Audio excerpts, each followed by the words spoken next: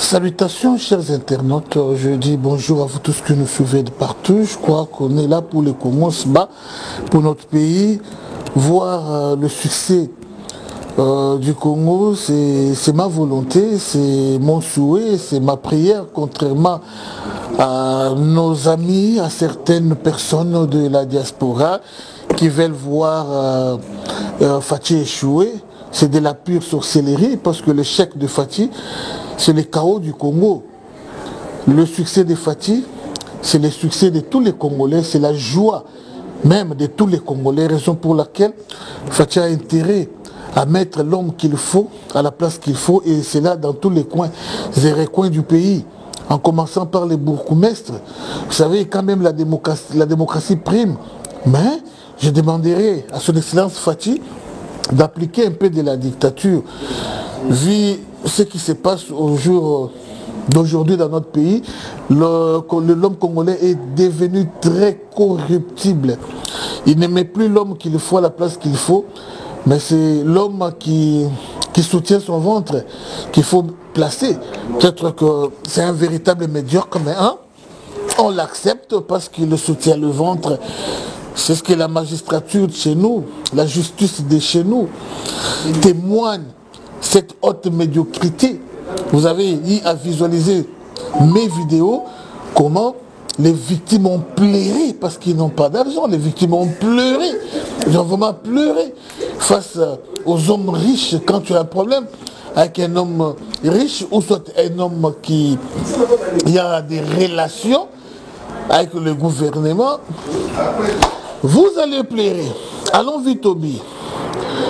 Commençons, comme ça a toujours été, avec la politique. Le peuple congolais, en général, ne veut pas l'arrivée de Macron ici au Congo. Le président Nalobi c'est la vérité. Le peuple congolais, c'est peli na yete, na boye ya Macron na Kinshasa. Projet na Koya parce que Macron est égal à M23. Macron est égal à Paul Kagame. Macron, baza bato bazo bundisa Congo, bazo soutenir Banguna. Alors Koya na na Congo, vraiment, il ne sera pas le bienvenu. Et dispositif, il y a sécurité. Ce qui est salami makasité, ils ont un risque à bas baololaye. Alors vraiment, côté wana mokonzi ya mboka, vous avez besoin de moi liloba na yo. Tolongwe na point wana. M23 a toujours qu'on l'acheter. M23 continue toujours à tuer, continue toujours à chercher à prendre nos villages. En fait, où nous en sommes avec tous ces gens de EAC, où nous en sommes avec l'accord de tel autre, de tel autre. Est-ce que c'est important vraiment pour continuer parce que ils ont capé mingi na bénéfice qui y a des rebelles. Mingi na bénéfice ya rebelle parce que tout le monde avec l'AFDEL Maké ou Tenika souka AFDEL a s'imposé et bêtise et salami Mobutu est parti to poussani bakor nyos oyeleka souka ba intégrer ba rebelle na kati ya armée ya mboka, la police ya mboka, ba institution ya mboka do balungi. Les lots, ceux qui ont la poste au pouvoir, allez, Simba Mandouki, lobby dialogue après les Okobi Mokozi. Tous ces gens qui nous dirigent aujourd'hui, Oyo Baroutina Kabila, mais ils ont RCD. Il y a rébellion, Lambert Mende, tous ces gens-là, Denis Sanga, tous ces gens-là, ils ont RCD. Baroutina rébellion.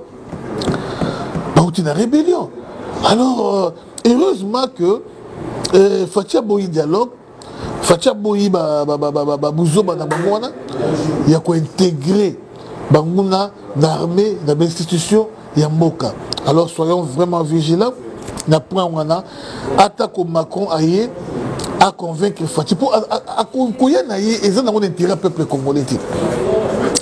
Et na intérêt peuple congolais. Bandeko na ngai vraiment to fungola vraiment misu cette fois-ci. Pour revivre les choses sur les passés. Balingi ko l'acheter, balingi manduki, président Faty beta kati makasi na Poutine. tous vraiment les bundeli oya exterminer nango banguna kokota même tina Rwanda et attaque communauté internationale leli total la bangote pour ba sunga bisote toujours sangana na zina ba corps oh ba pays Afrique centrale ba sangani tel ba yokani boye c'est les faits M23 l'acheté oh ba pays ya boye ba sangani toyokani kimia et l'autre mon côté. Alors il faut maintenant cette fois-ci tout attaquer et tout kangamatoi. Président Fachi, Beta Katina Poutine et tout kota vraiment na bitumba ya solo et tout kangamatoi na communauté internationale, tout kangamatoi na babuzo ba nyosu ba ko raconter et tali bisoti. Toquer la page, monsieur soumettre l'homme qu'il faut à la place qu'il faut et na ba coin nyosu na ba recoin ya mboka. Mokonzi Beta vraiment Mela, Tobani na Kinshasa, la charité bien ordonnée commence par soi-même. On la volé na Kinshasa. Toi na Kinshasa, événement qui est vraiment la réunion na Kinshasa ces années, Kobuka Bandaku. Bazo buka Bandaku. Mais ce qui m'étonne moi, Ezali Batu Bazo Lela. Kobuka Bandaku, le coup de Bandaku Bachel, Batongi, le ba caniveau, c'est pas mauvais. Bandaku Batongi place à Mabé, na ba coin à Mabé. Ça, c'est pas un problème. Mais comme vous avez un règlement des comptes, vous avez un cours, vous avez la buzz. Pour eux, vous avez un petit neige, et comme vous avez la buzz. Tongo balamu ki bangwana na ba chemise ba temi na ba kepi bazo tala ne bazo buka bandako on dirait ndenge mobutu bazo tala ndenge bazo kanga lumumba ba bete ba film ba matien avion donc bongo nengo bilana chez koko baza ko sala. Et comme il y a un base qui est au côté, bonjour Bouka n'a pas place, il ne faut pas qu'on Bouka. Ils ont la malamouti. Alors, Bota la Kawana, Banzela, Beleze Koubeba, priorité Zanine. Priorité pour la Bango Eza Kobuka Bandako. Or, Kotonga, il y a des priorités. Kobongisa, il y a des priorités. Banzeli Baby Nazila ma campagne, route Benseki, Batati 80 jours Kolela. Oh Kolela. Mais les chiens à bois, la caravane passe. Tout la kisi bazela ndenge no se taliba moti. Oh taliba mozara Kobuka. C'est ça pour ça na bango. L'homme de décision impopulaire prend les devants. Tono bakoboni, papa Mokonzi. Ces gens sont-ils pour votre régime ou ils veulent votre chute, votre échec, surtout dans la période haute que de verbe élection où on est bazolinga ba mama balela bazobuki la bango bandako ba papa balela ndenge bazobuki la bango bandako. Alors ceux qui n'ont pas pour ba finga yo ou pour ba sala nini babaka momusu se sengaka après l'élection boye ko sala mo mais o bazo sala mo kaka avant l'élection to yebite ngai moko naza convaincu te kengo bilasa na yo. J'ai Coco Adam Moutoua Bundi Makasi na angle na makamuna, mais il a un peu perdu les pédales. Il a vraiment perdu les pédales. Il y a cause à la pemene, il y a Ngobila, il y a tout le monde, il y a Makasi na Kingabo, va sentir les sujets côté. Bah comme il faut préférer écoute Eric Boukoula, que j'ai Coco Eric Boukoula, jeune député Oyo, a vu vraiment sincère Makasi et Mokili vraiment et Sepeli na j'ai Coco les lona Kingabo ba koki ko bambaye Mabanga. Tokei na ba province tobani na Lualaba salité Lualaba potopoto Lualaba caisse vide Lualaba au lieu que la province soit la une soit vraiment la vedette et c'est la personne qui est la vedette la personne de Fifi Masuka bandeko na ngai eza pasi mingi comme on a Lualaba vraiment par terre wana ezali bato Lualaba bango nde baza koloba ke mboka ezokende bien te mbongo ya mboka ezokendaka kaka be na ba corruption na bato na moto baza ko s'enrichir elle devient riche au jour le jour pendant qu'il n'y a rien de bon qui se passe dans Lualaba, raison pour laquelle la population a décidé que Fifi Masuka ne soit plus vraiment la tête de Lualaba, vu Bévi et Belé Oyasali. Qui alors va prendre la tête de Lualaba? Batali gauche, droite, Moupazi, partout, Bamoni, Moto, vraiment cause de tête de Lualaba, vu son expérience, expertise, vu son honnêteté, vu sa compétence, il faut Isabelle Kibasa à sa place ou la population de là. En tout cas, moi si on a ton connaissance, moi si on a ton compétence, moi si on a vraiment azali caractère, le cola mondele, il est au courant de la corruption. C'est que nous avons côté de la corruption.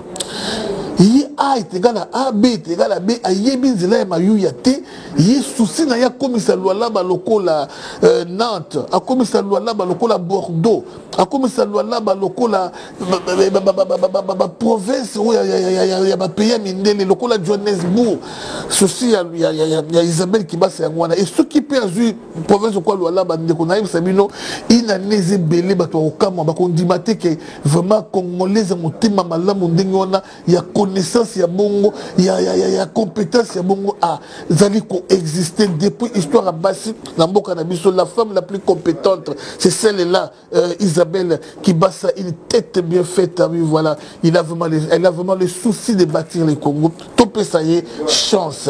On continue. Bande Konangaï, Oyo, Etali Sport. Oyo, Etali Sport, Junior Makabo vient de perdre. À perdre pour l'adversaire, qui n'a pas cassé. À perdre pour s'entraîner qui bien à perdre pour la stress ou à perdre pourquoi. Moi, je n'irai pas par 4 chemins pour dire que quand la tête est mauvaise, Makabo Bele comme un rappel bien. La tête, c'est qui? C'est le ministre des Sports. Le ministre des Sports, Azali ministre Moko Aïna Poka, Azali ministre Moko Oyo, Azali décidé à quoi il sport n'a mis vraiment, ils ont vraiment zéro. Vous voyez, depuis qu'il est à la tête du ministère des Sports, rien ne marche. Allez-y comprendre. Le football, ça ne marche pas. Le basket, ça ne marche pas.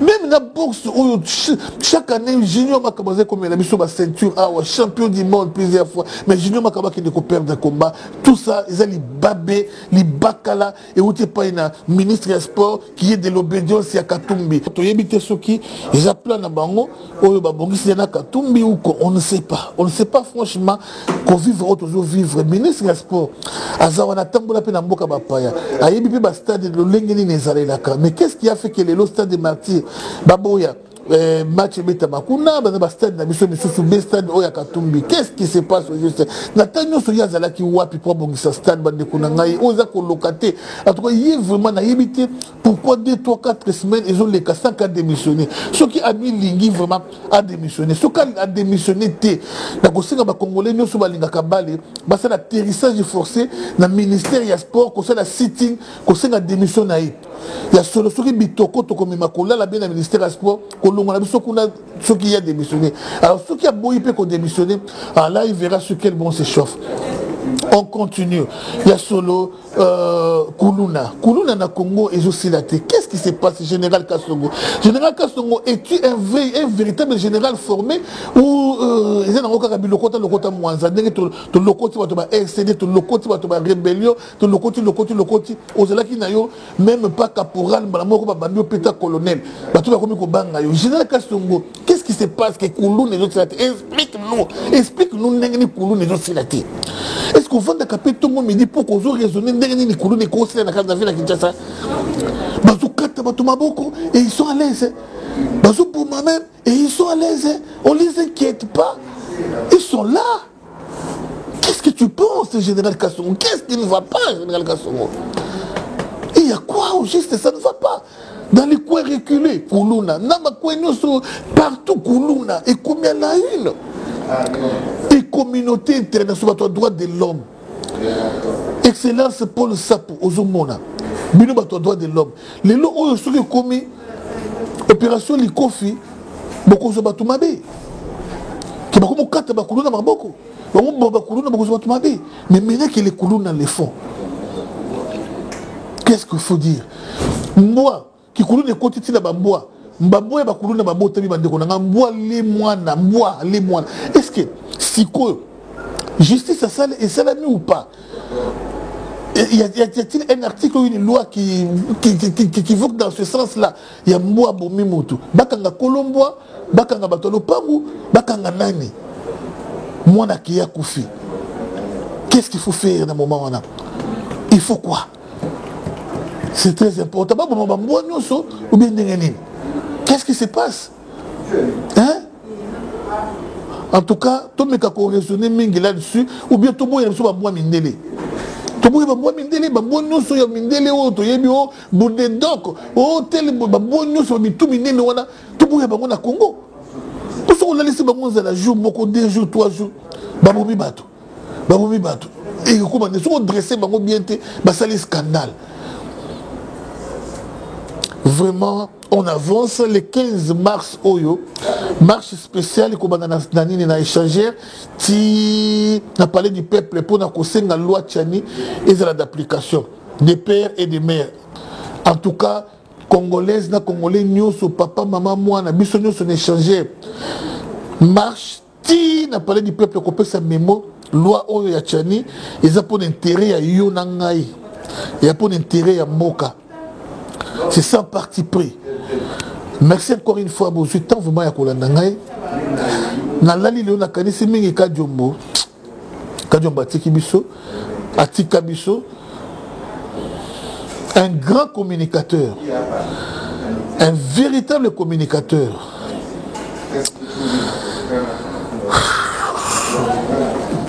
Mais quand je m'ai oublié, Banane Bazali va souffrir.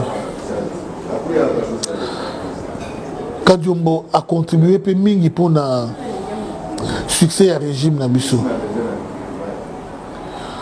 Mais, des mémoires courtes, Bato Mingi Lelo Oyo, Bazo préféré, Bato Yo Banyokola Biso, tant y opposition, Baboma Biso, tant y opposition, Banyonga Biso, tant y opposition, Batouana, Barobi Kotala, qualité na bango, bango baya ba diriger biso lisusu. Nasi, na pemenya mokonzi ya mboka. Est-ce que, bomeki vraiment, ba opposant nyoso ya lobby, o lelo baza na pouvoir, ceux qui, bakoki kosala musala, ya communicateur malam, ba échoué, bomeki bato nyoso ba meki kosala, musala ya porte-parole, est-ce qu'on a bien mis dans la qui va échouer? Moi je ne pense pas. Moi je ne pense pas. Vous savez, sans parler de moi, si vous prenez quelqu'un comme Paul Chilungu, c'est un très bon communicateur. Il peut faire mieux que Lambert Mende. UDPS, opposition, sans la télé, hein, RTNC Zala Nango ya bisoté. Sans la télé, mais ma marche c'est ça là plein. Pourquoi ma marche c'est là plein? C'est la communication. Batou bazale formé ndeni qui marche et qu'on sait peut salir plein. On a attend papa Etienne Tshisekedi hein. Tout ça là qui n'a pas Lambert Mendete. Na opposition tant Fachi. Je parle maintenant de tant Fachi. Tout ça là qui n'a pas Zakari Baba souhaité. Na tant Fachi. Tout ça là qui n'a pas tout belé pour y habiter. Na tant Fachi. Mais Fachi a doit pouvoir. Pour qu'il qu'il existe un Félix Antoine Tshisekedi. Va voter. Donc, ma petit communicateur, Nyonso, ma sunga, ma même Fachi n'a pouvoir. Une fois Fachi au pouvoir, ma petit communicateur effacé. Et maintenant, il faut qu'on cherche les communicateurs qui ont détruit, qui nous ont insultés. Je ne refuse pas que basé sur ma qualité est bien. Je ne refuse pas. Mais pourquoi ne pas aussi faire de ces petits communicateurs devenir les grands? Parce que au bout du moment, on a un grand communicateur. Oh yo yo bouger dans les temps. Babandaka pe ba petit hein. Ni boso amanda chebo chama le basé ba petit hein. Boso ba ilunga mona boute ba ki ba petit hein. Ba ko représenter rien hein. Ni boso ba lukunku sapu. Ba ki ba petit ba représenter rien. Ba komaka pe ba grand. Pour nité fatia ko sala pe ba oyaye. Lobi ba koma ba grand. Quand Gilles Monière communique je parle de Gilles Monière. N'habitez pas un grand communicateur. C'est juste un exemple. Je vous citerai plusieurs cas. Je vous citerai plusieurs cas. Fils nani comment on est kimingai. Ou a toujours un problème. Fils Mukoko. Vous savez, dans la vie, il ne faut pas être ingrat. L'ingratitude est vraiment condamnable. Hein? Vraiment condamnable. La reconnaissance est très utile dans la vie. Tout mon côté azaka unique na donaye. Dieu a toujours prévu une réserve. Au ce qui est à salir, monsieur peut salir mieux que y. Toka ni sapé, bato banyo kwa mina biso.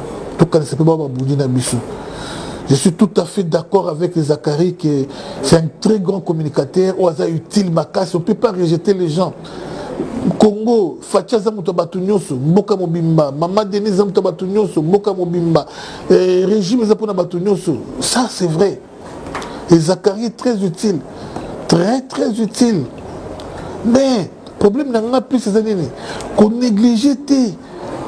Bah, Oyo, bah, Sunga, Tamutozo, bah, Fimbu, Tamuto Kota, bah, prison, Tanto Nyokwama, la dictature. Et tout négliger, bah, Touanate. C'est très important pour qu'on les laisse à Touana. Zamba Royo Kango. Et ça, la biété. Et Zamala Mouti. Soutenons tous béton. Je crois dans le régime dans l'élection, dans le monde, dans le parce que, en tout cas, tout le monde est convaincu que c'est Fatih ou rien. C'est lui ou rien. Vu ma réalisation de l'équipe Mingi. Et l'équipe vraiment Mingi. Malgré qu'il se bat, plus seul contre tous, pour battre très très basé, belé au cours le battre.